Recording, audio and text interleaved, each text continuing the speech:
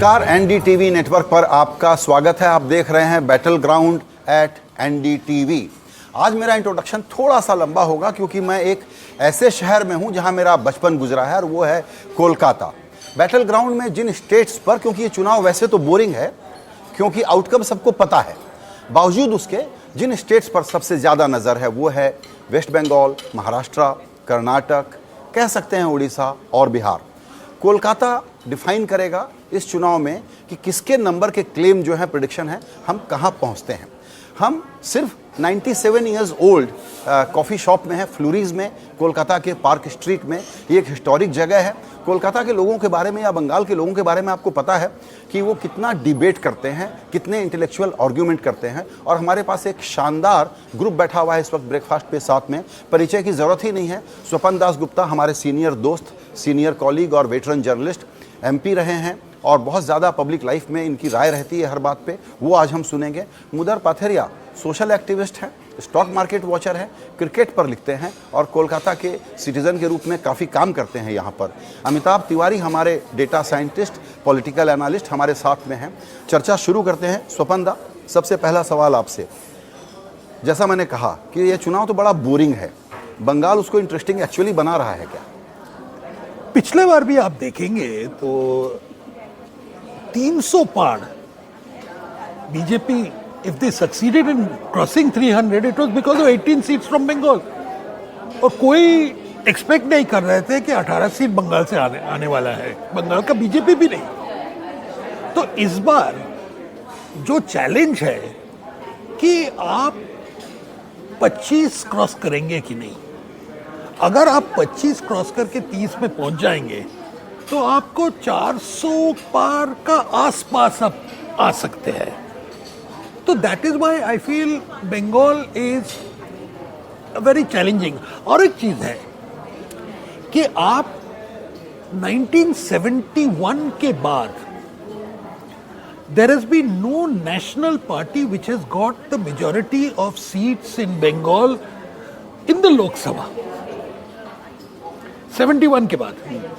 तो अगर BJP if it gets over 21 तो they will break that return of national party, return of national party to the centre state. तो इसीलिए interesting है। Amitabh, let's give some wider perspective in terms of numbers. West Bengal को किन किन factor के लिए सब लोग वॉच कर रहे हैं? देखिए, जैसा सर ने कहा, पिछली बार नरेंद्र मोदी और बीजेपी को ये लगा था कि नॉर्थ में लॉसेस होंगे, तो सबसे ज़्यादा रैलीज यूपी के बाद बंगाल और उड़ीसा में हुई थी। जो भी लॉसेस वहाँ हुई, 15 सीटों का गेन बंगाल से और 8 सीटों का उड़ीसा से किया। अब इस बार अगर 400 पार का नारा है तो यहाँ से लगभग 30 सीटें जीतना बहुत ज़रूरी है। लीडरशिप फैक्टर एक बहुत बड़ा फैक्टर है। प्रधानमंत्री मोदी को जो एक एडवांटेज मिलता है राहुल गांधी के खिलाफ दूसरे राज्यों में, यहाँ पर क्योंकि ममता बनर्जी एक बहुत स्ट्रॉन्ग लीडर है, वो जो एडवांटेज है कहीं ना कहीं न्यूट्रलाइज होता है। तो फिर बच जाता है आपका संगठन और लोकल कैंडिडेट्स पे फोकस आ जाता है।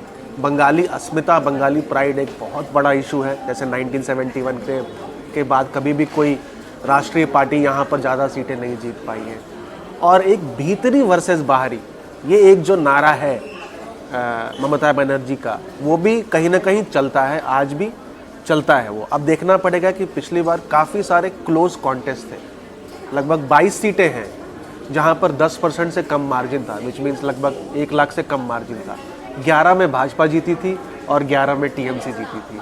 तो यहाँ पे कहीं ना कहीं ये पूरा जो खेल है, इसका फैसला इन 22 सीटों पे अटका हुआ है। अमिताभ, जो एक बात कह रहे हैं स्वपन दा, वो ये है कि फेस का चैलेंज थोड़ा वेस्ट बंगाल में है और यहाँ पर लोग अपना एक लोकल हीरो, एक लोकल स्टार देखना चाहते हैं। तो जो बीजेपी इंक्लाइंड वोटर हैं उनको वो गैप नज़र आ रहा है या मिस्टर मोदी कवर कर रहे हैं? क्योंकि काउंटर आर्गूमेंट है कि मिस्टर मोदी हैं लेकिन लोकल फेस चाहिए, वहाँ एक गैप है। देखिए, लोकल फेस कितना चाहिए या नहीं चाहिए ये रिजल्ट ही बतलाएंगे। लेकिन what is very clear is that this is a national election. अगर ममता बनर्जी का कोशिश है कि she wants to make it जितना लोकल एज पॉसिबल, उनका यही स्ट्रेटजी है। अगर लोकलाइज्ड हो जाए तो उनका ही फायदा होगा। because she has the organization on the ground, she has the councillors, she has the panchayat, she all that. और बीजेपी का चाहिए कि एकदम ऊपर ऊपर राष्ट्रीय इंटरनेशनल ये वो स्ट्रॉन्ग लीडरशिप इकोनॉमी ये सब दिखे. एकदम मूर्ख बीजेपी है जो चाहते हैं कि एकदम लोकलाइज कर दे. लेकिन these are the two different approaches. अगर ये मोदी जी को इसीलिए the importance Modi ji is not attacking Mamta that ruthlessly as in 21. That's very remarkable and why so? देखिए 21 में एक चीज हुआ कि एक फीडबैक बाद में रिजल्ट्स के बाद में हुआ कि दीदी ये सब डिडंट उसका असर अच्छा नहीं हुआ कि Mamata can play up to the thing कि मैं महिला हूँ, महिला चीफ मिनिस्टर हूँ, बंगाल का ओनली प्लेयर है etcetera. So all that is there. So इस बार थोड़ा कॉशियसली जा रहे हैं. टीएमसी को अटैक कर रहा है लेकिन ममता को जितना अटैक नहीं कर रहा है. ये नोटिसेबल है. ये बहुत ही इंटरेस्टिंग है, इसको थोड़ा और समझना चाहिए हम लोगों को. मुदार, आप स्टॉक मार्केट भी वॉच करते हैं काफ़ी क्लोजली. जनरली इंडिया की कहानी बहुत अच्छी है लेकिन थोड़ा सा बीच में एक आध दिन नर्वसनेस दिखलाई पड़ा, जैसे कि अभी इस वीकेंड पे ही. स्टॉक मार्केट क्या रीड कर रहा है? स्टॉक मार्केट ने फैक्टर ऑलरेडी कर लिया है कि Narendra Modi is coming back for his next term. तो ये तो फॉरगॉन कंक्लूजन हो गया है. मैं ये भी कहता हूँ कि अगर जीत गए मोदी और जीत गया Bhajpa, don't be surprise the stock market reacts, which means it might drop a little lower because ये माइट ड्रॉप बिकॉज ये तो ऑलरेडी फैक्टेड है. इसमें अब कोई रहस्यमय घटना नहीं है. It's already taken for granted कि ये. अब ये इश्यू है कि 300 पार, 350 पार या 400 पार, गेम उसका है. बहुत बढ़िया बता रहे हैं आप. आपका कहना है कि एक हैंडसम विक्ट्री चूंकि फैक्टर्ड इन है तो हो सकता है 4 जून के बाद एक बार बाजार गिर भी जाए, बट दैट डजंट मैटर. तो ये कई बार हुआ है. But to take the market forward and upward, what number will actually give a देखिए वो 350 वाली Bhajpa will have a certain body language, 350 वाली Bhajpa will have a certain body language और 400 वाली Bhajpa will have a completely different body language. हम लोग आज directional call नहीं दे रहे मार्केट में, हम लोग एक्सीलरेशन में देख रहे हैं. अब कितना यहाँ से मोटिव पावर मिलेगा. अमिताभ, मुदार एक नंबर दे रहे हैं सिर्फ भाजपा के लिए 350. मतलब बिल्कुल ऑडेशियस प्रिडिक्शन है. ये एक ऑडेशियस प्रिडिक्शन ही मानेंगे या इसमें कुछ can some facts back this claim और द प्रिडिक्शन? नहीं, एक्चुअली अगर देखेंगे तो 303 सीटों पर भाजपा पिछली बार जीती थी. उसमें से 224 सीटों पर 50% से ऊपर वोट शेयर था बीजेपी का. मतलब वहाँ वो स्ट्रांग फोर्ट आप उसको मान सकते हैं. 4 राज्यों में 100% सीट्स बीजेपी 50% से ऊपर वोट शेयर से जीती और लगभग 72 सीटों पे भाजपा सेकंड थी. वहाँ पे 5% का swing can result in 39 seats for the BJP. So it automatically means 303 plus 39. If BJP is able to maintain its 303, सबसे important वो है जो राम स्ट्रैटेजी में मेंटेन. तो अगर वो मेंटेन कर लेती है तो ये 39 सीट्स अगर उसको एक पॉजिटिव सेंटिमेंट में आ जाता है और उसमें से 12 सीटें बंगाल में, 18 से 30 हो जाती है उस वक्त, तो 342. तो 350 I would not say it's not is impossible. Impossible is possible in politics, we have seen. So let's see how it pans out. इस वक्त यहाँ पर कन्वर्सेशंस में लोगों में स्वपंदा बातचीत क्या हो रही है? जब वो इशू डिस्कस करते हैं तो हर रीजन का अपना अपना फ्लेवर होता है. बंगाल के एवरेज आपके सारे दोस्त लोग ही क्या बात कर रहे हैं? भाई ज़्यादा तो गर्मी की बात कर रहे हैं.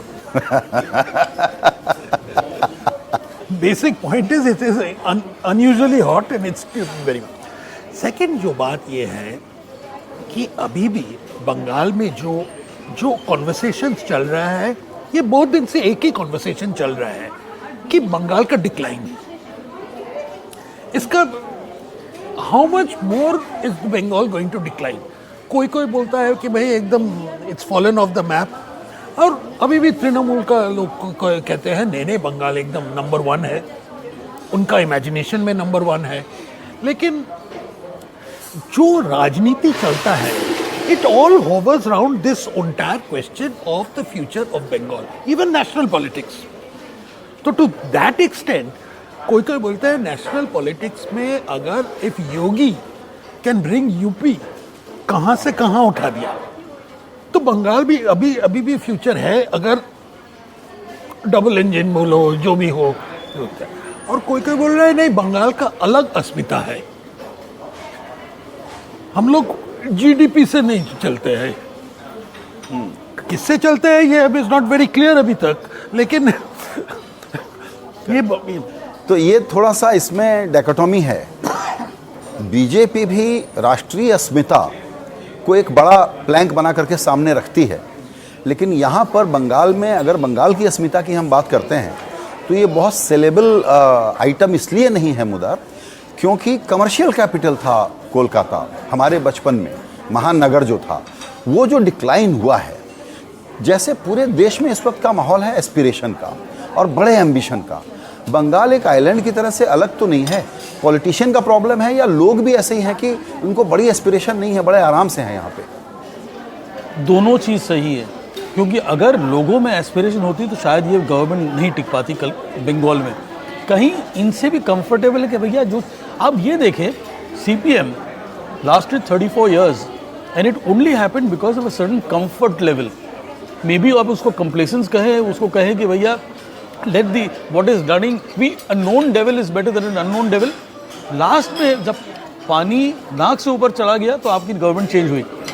शायद अभी यही चेक करना कि पानी नाक से ऊपर अभी गया है कि नहीं, and whether we need a change और नॉट। सुमंत, आप क्या कहते हैं, ये जो बर्निंग डिजायर होना चाहिए नई जनरेशन में, यंग पॉपुलेशन यहाँ भी है जैसे पूरे देश में है, फिर वो आग क्यों नहीं लगती यहाँ पर एस्पिरेशन की? भाई देखिए, एक है कि कलकत्ता का अगर डेमोग्राफिक्स आप देखें और एवरेज एज देखें compare to the rest of the country, you will find it's the highest. Okay. तो इसीलिए बहुत लोग कहते हैं कि Calcutta has become a grand retirement home. Okay. हाँ, जो youngsters, those who can take a one way ticket out, Mumbai चले जाते हैं, दिल्ली, गुड़गांव, जहां भी हो, बाहर विदेश। Bengal has dropped from number 1 status or number 2 status in 1947 to number 22. और इसका political reaction has not been there. That is the most amazing point. I think, sir, you raised a very important question, and I was just looking at this data, where there is this aspirational class and whether there is a difference between the urban and the rural voting pattern.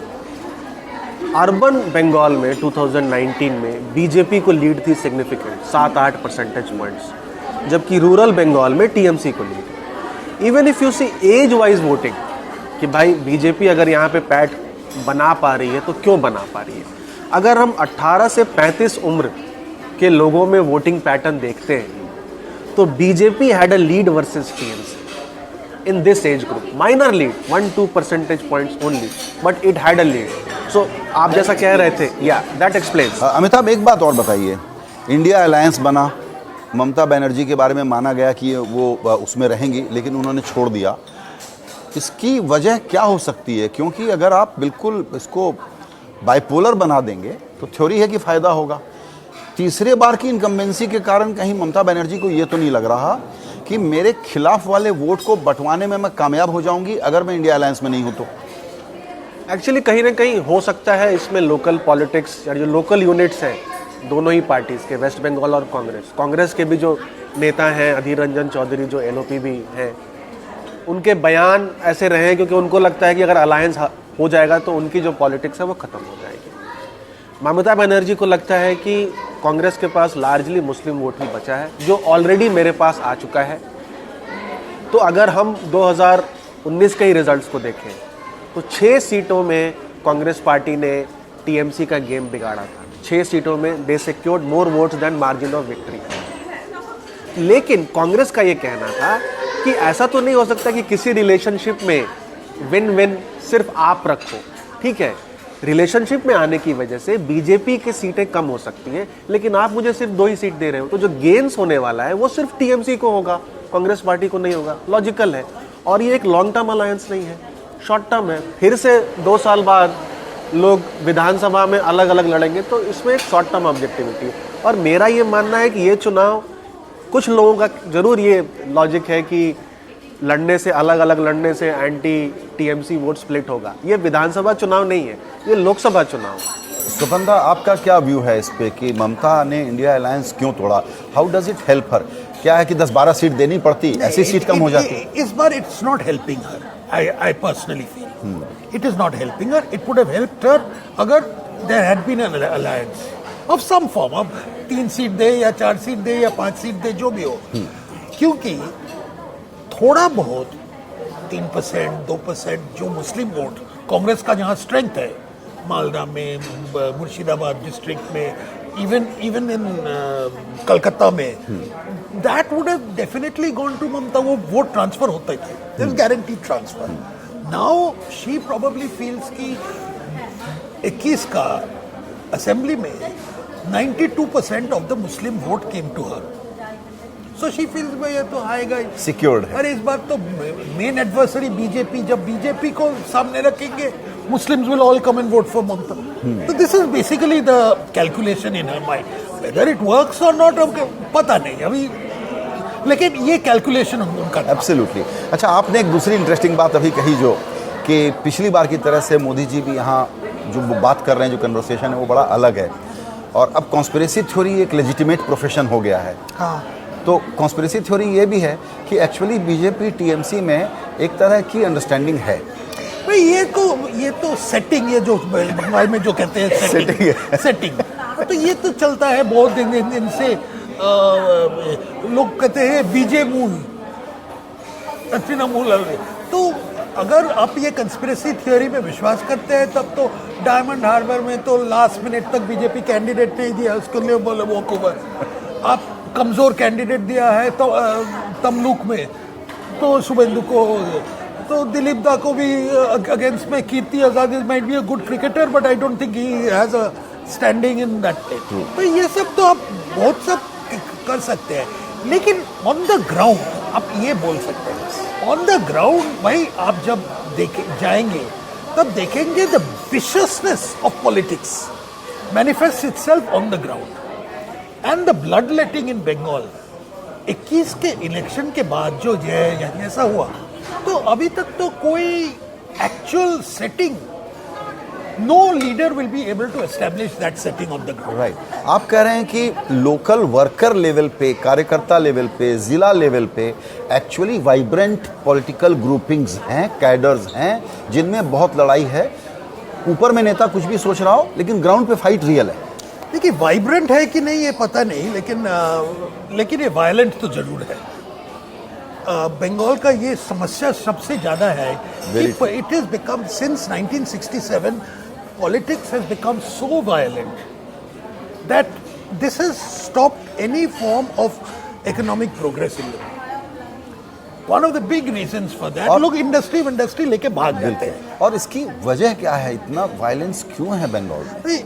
ये तो अभी तक तो बहुत sociologist और बहुत लोग तो चर्चा कर रहे थे बंगाली का डीएनए में क्या है, इतना शक्त तो doesn't necessarily mean human blood. What is your interpretation? Why so much violence? देखिए, ऐसा है कि अगर आपको इसको नॉस्टैल्जिकली एक्सप्लेन करना है तो ये कहिए कि क्रांतिकारियों का गढ़ पार्टीशन के पहले बंगाली था। अगर ये सरजमीन बंगाल ना होता तो शायद इंडिपेंडेंस और डिफर हो गया होता। ये परसेप्शन है। तो this is the capital of revolutionaries. तो ये तो मैं समझता हूँ एक जनरेशन से दूसरी जनरेशन की विरासत है कि भाई वहाँ ना कर सके तो अब यहाँ करेंगे, और वो नहीं रहा तो अब ये रहे। तो ये चलता रहेगा, एक किस्सा है। सो आई ये वेरी पर्टर्ब्ड कि यहाँ उसी बंगाली को आप कहते हो कल्चरल है, एस्थेटिक है, और वही सिटी को छोड़ के बाहर निकलता है तो दूसरों को गला काट, बाहर के देश के गला काटे वो बात अलग है, अपने आप के देशवासियों का गला काटने में तुला हुआ। And this I find is a very big dichotomy and a very big contradiction in itself. True. ये तो इलेक्शन में तो यही तो सबसे बड़ा समस्या। अब 7 फेज में देखिए, सारा इंडिया में कोई जगह, केरला में 1 दिन में हो गया, तमिलनाडु में 1 दिन में हो गया, बंगाल में 7 फेजेस, ऑल 7 फेजेस। तो हमको 1 जून तक यहाँ बैठना पड़ेगा वोट देने के लिए जी। हाँ, तो आप सोचिए इसका कारण क्या है। Because you need a CRPF, you need central forces at every booth, everything. आप पुलिस को ऊपर विश्वास नहीं कर सकते हैं। You can't trust the local officials on the ground. Election malpractice ऐसा होता है। तो or everything that can go wrong in Bengal. I'm not saying it will go wrong, but I'm saying it can go wrong. और इसीलिए 7 phase का पोल अमिताभ, और 7 phase के पोल की जब बात करते हैं और जिस तरीके से इलाके बांटे गए हैं, तो ये भी चर्चा होती है कि किसको हेल्प करेगा इस प्रकार का फेज़ करना, इतने फेजेस करना, अलग अलग इलाकों को किसी रीज़न से चुनना कि पहले फेज़ में ये होगा, दूसरे फेज़ में ये होगा। और फिर एक लोअर टर्नआउट की बात आई जिस पर बहुत चर्चा हो चुकी है। मेरी अपनी राय ये है कि टर्नआउट हाई हो या लो, इसका पॉलिटिकल आउटकम पे नेसेसरीली कोई फ़र्क पड़े ये ज़रूरी बिल्कुल नहीं है। लेकिन आप इसको कैसे देखते हैं, ये 7 फेज़ में वेस्ट बंगाल क्यों? क्योंकि यहाँ पे हिस्ट्री ऑफ वायलेंस है, और अगर हम फेज़ 1 और 2 भी देखें तो अगर कहीं वायलेंस हुआ है तो बंगाल में हुआ है इन 2 फेजेस। और पहले भी 7 फेजेस में यहाँ चुनाव हुए, 6 या 7 फेजेस में चुनाव यहाँ पे हुए, 5 से 7। टर्नआउट की बात जो आपने करी, turnout of course there is no direct correlation with electoral outcome. जब टर्नआउट बढ़ता है तो सरकारें वापस भी हुई है, जब टर्नआउट गिरता है तो सरकार दोबारा चुन के भी आई। लेकिन जो एक लॉन्गर इलेक्शन शेड्यूल है, अगर आप इसको इलेक्टोरल रिजल्ट से इसका कोरिलेशन देखेंगे तो ज़रूर कहीं ना कहीं इनकम्बेंट सरकार को इसका फ़ायदा होगा, अगर आप 1952 से लेकर के अभी तक का देखें। हालांकि for a regional party like TMC जो कहती है कि भाई लॉन्गर इलेक्शन में हमारे पास रिसोर्सेज कम है, लेकिन TMC is amongst the top 3 और 5 पार्टीज जिसको इलेक्टोरल बॉन्ड्स में डोनेशंस मिले। Plus we forget the fact that TMC has to contest only on 40 seats. उसके हिसाब से उसके पास सिग्निफिकेंट रिसोर्सेज हैं, जबकि भाजपा और कांग्रेस पार्टी को 300 से 400 सीटें लड़नी है। So in terms of resources TMC has no dearth of resources to fight a long election schedule, and that does not hold. एक अजीब सा पैसा का खेल अभी बंगाल में पहले नहीं होता था इतना चुनाव में। अब क्या पास 10 साल से एक elections in Bengal have been getting more and more expensive, and this is something we have to factor. इसमें एक बड़ा इंटरेस्टिंग डेटा उसका रेफरेंस ले आना चाहिए, क्योंकि पैसों की बात हो रही है। बीजेपी ने हिसाब लगा के जब इलेक्टोरल बॉन्ड की बात चली तो ये हिसाब लगा के बताया जैसे स्टॉक मार्केट वैल्यूएशन के नाते कि इनके पास एमपी कम है, फिर भी देखिए टीएमसी को कितने ज़्यादा पैसे मिले हैं, ये एक डेटा सामने आया। दूसरी बात ये सामने आई कि कोलकाता की बहुत सारी शेल कंपनियों के ज़रिए पैसे दिए गए। कलकत्ता का एक नाम इस वजह से भी बहुत ज़्यादा है मुद्दा कि ये जमा खर्च का कैपिटल, लॉन्ड्री मशीन के रूप में जाना जाता है। ये भी बड़ी ख़राब इमेज है कोलकाता की। देखिए, जिस स्टेट में इंडस्ट्रियल एक्टिविटी कम होगी वहाँ अकाउंटिंग एक्टिविटी ज़्यादा होगी। अगर यहाँ इंडस्ट्रियल एक्टिविटी ज़्यादा होती तो अकाउंटिंग हमने फार्म आउट करके आउटसोर्स कर लिया होता। अब वो आउटसोर्सिंग का जरिया रहा नहीं तो खुद इनसोर्सिंग हो गया। तो ये हो सकता है। I am a little surprise that you should say so, because पूरी अपनी इकोनॉमी जो है काफ़ी फॉर्मलाइज हो गई है लास्ट 5-7 साल में। And despite that I am saying this, देखिए, जमा खर्ची as a subject I know of, but मैं भी खुद देखता हूँ एज एन ऑब्जर्वर, जमा खर्ची के ट्रांजैक्शंस कभी कम हो गए, बिकॉज जरिया बाकी नहीं रहा, विंडोज बाकी नहीं रहे। कैसे करेंगे आप? और अगर उसके बावजूद अगर है तो नहीं, यहाँ तो ज़्यादा लॉटरी का कंट्रीब्यूशन ये सब है, लॉटरी का मोनोपोली हो गया है। आप तो बहुत सारे कंपनियों के you have set on many board, so you know how these things work. So is it lottery money, is it unorganised sector money, what is it? Look, there are 2 or 3 things which is happening in Bengal. One is जो erectile bonds में जो पैसा जमा करता वो तो ऊपर में एकदम एपेक्स लेवल में पहुंचा, लेकिन यहाँ कितना पॉलिटिशियन का प्राइवेट वॉर चेस्ट है। ये जो हमने इतना यहाँ स्कैंडल्स हो रहे हैं कि रिक्रूटमेंट स्कैंडल, इस स्कैंडल, उस स्कैंडल, उसका सब में जो पैटर्न जो हो रहा है कि द मनी इज डिसेंट्रलाइज्ड, बहुत जगह पैसा है। So everybody has their small bankers. Maybe that is why this जमा खर्चा का ये इकोनॉमी चलता है। तो political corruption in Bengal is not centralized. It is heavily decentralized, and maybe that is one of the reasons why the incentive to have industrialization, to have economic growth is probably not there. True. सो अब हमारा वक्त ख़त्म हुआ, लेकिन ये बहुत interesting चर्चा इसलिए हो गई कि सिर्फ इलेक्शन या नंबर की बातें नहीं हुई, बंगाल को, कोलकाता को और नेशनल पॉलिटिक्स को समझने में जो लेयरिंग्स हैं, उस पर आप लोगों ने बहुत ही इंटरेस्टिंग इंसाइट्स हमको दिए हैं। और इस चर्चा के बाद हम आपसे यही कहना चाहते हैं कि बंगाल की खास बात एक ये भी है कि ये वो स्टेट है जहां इस नेशनल इलेक्शन में, जहां मोदी कन्वर्सेशन ही बिल्कुल डोमिनेट कर रहा है, वहाँ एक पर्सनैलिटी है ममता बनर्जी, और ये हमको मानना पड़ेगा कि वो एक डोमिनेंट पर्सनैलिटी है। वो मोदी ही की तरह से एक एग्रेसिव नेता हैं, उनकी एक पॉपुलैरिटी है। और ऐसे में यहाँ का जो चुनाव है उसमें जहाँ आउटकम को बिल्कुल प्रेडिक्टेबल मान लिया गया है, वहाँ सिर्फ वॉच ये करना है कि बीजेपी की सीटें जितनी हैं उतनी रहेंगी या बढ़ेंगी, और बीजेपी का नेशनल रिकॉर्ड अगर टूटना है उसमें बंगाल का क्या रोल होगा। अभी के लिए इतना ही, बहुत धन्यवाद।